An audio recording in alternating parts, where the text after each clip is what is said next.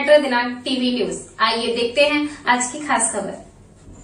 पीयूष गोयल के बहुआयामी विकासीय नीतियों से उत्तर मुंबई के विकास में आएगी तेजी। गोपाल शेट्टी, मुंबई।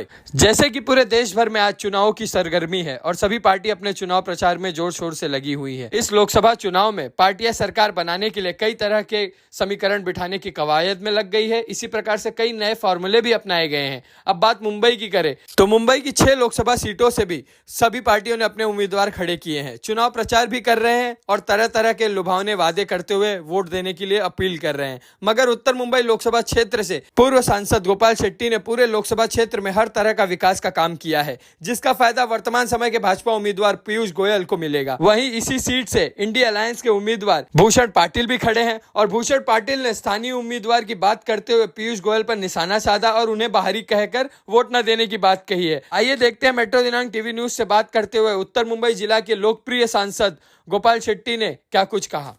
तरह से इस समय चुनाव बड़े जोर शोर पे चल रहा है उत्तर मुंबई में। जी हाँ, आपने जैसा कि आप जानते हैं कि आज ये उत्तर मुंबई हमेशा भारतीय जनता पार्टी का गढ़ माना जाता था और जिसको राम नाईक के बाद फिर आप आए, आपके बाद अभी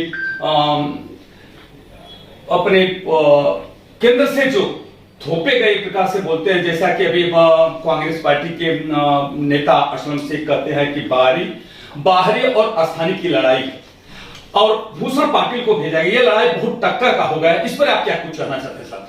देखिए, एक तो सभी लोगों ने इस बात को ध्यान में लेना चाहिए, ये चुनाव जो है देश का चुनाव है। देश के अंदर से आए ना, कोई देश के बाहर से तो नहीं आया ना। भारी का मतलब क्या होता है?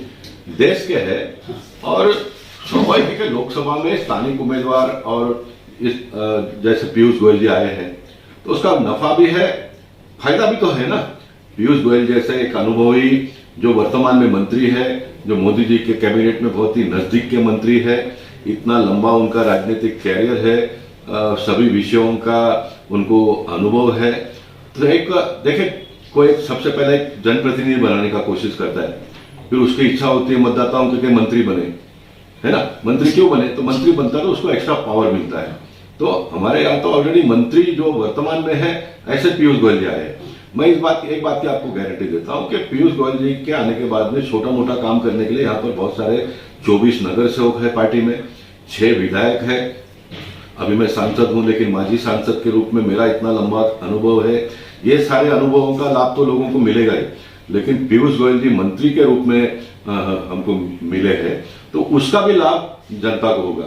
उदाहरण के तौर पर मैं hospital, multi super speciality hospital बनाने का प्रयास बहुत दिनों से कर रहा हूं। कोरा केंद्र के प्लॉट में कुछ अपने ही लोगों ने उसमें अड़ंगा डाल दिया, रात को 12 बजे तक बैठकर तहसीलदार के ऑफिस में महाराष्ट्र सरकार का नाम चढ़ा दिया, ट्रस्ट की प्रॉपर्टी होते हुए भी पैसे मांगे गए थे ऑफिसरों के माध्यम से।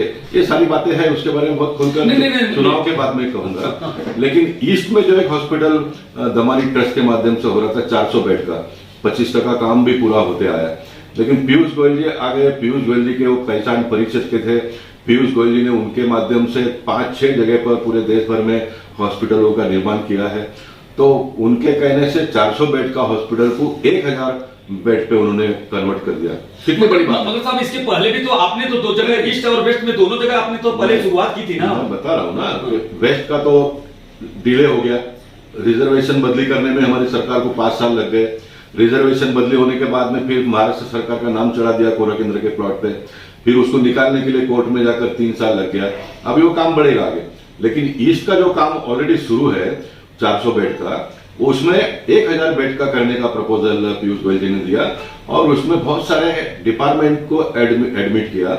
मुंबई में, पूरे मुंबई शहर में जो जो सुविधा उपलब्ध नहीं है वो सारी सुविधाएं यहाँ पर उपलब्ध हो, इस प्रकार का उन्होंने निर्णय लिया। ये बहुत बड़ा काम है, ऐसा मैं मानता हूँ। देखिए, मैं कार्यकर्ता के रूप में मेरी इच्छा ये है कि तुमको सुविधा, मेरे मतदाताओं को सुविधा मिले, वो मेरे माध्यम से मिले या और किसी के माध्यम से मिले। मकसद तो क्या है कि सुविधा लोगों को मिलना चाहिए।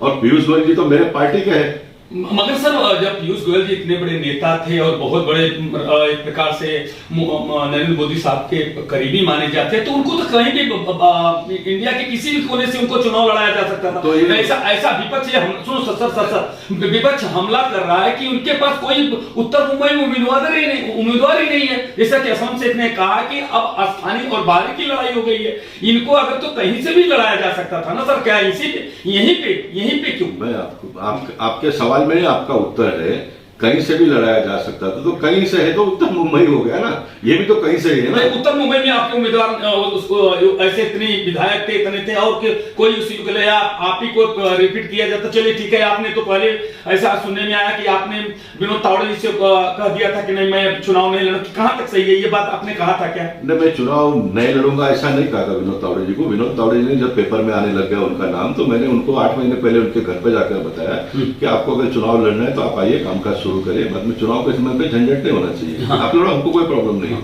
क्योंकि मैंने इतना लंबा पारी खेला ना, क्योंकि उस विषय में हम अभी नहीं जाएंगे, चुनाव के बाद में बात करेंगे। अभी हमारा मकसद ये है कि पीयूष गोयल जी को भारी मतों से जिताना है। यहाँ पर पीयूष गोयल जी जितने ज्यादा वोटों से जीतेंगे उसका श्रेय सारे नगर सेवक, सारे विधायक और एक सांसद के नाते मुझे भी मिलना है। इसलिए हमारा प्रायोरिटी पीयूष गोयल जी को भारी मतों से जिताना है।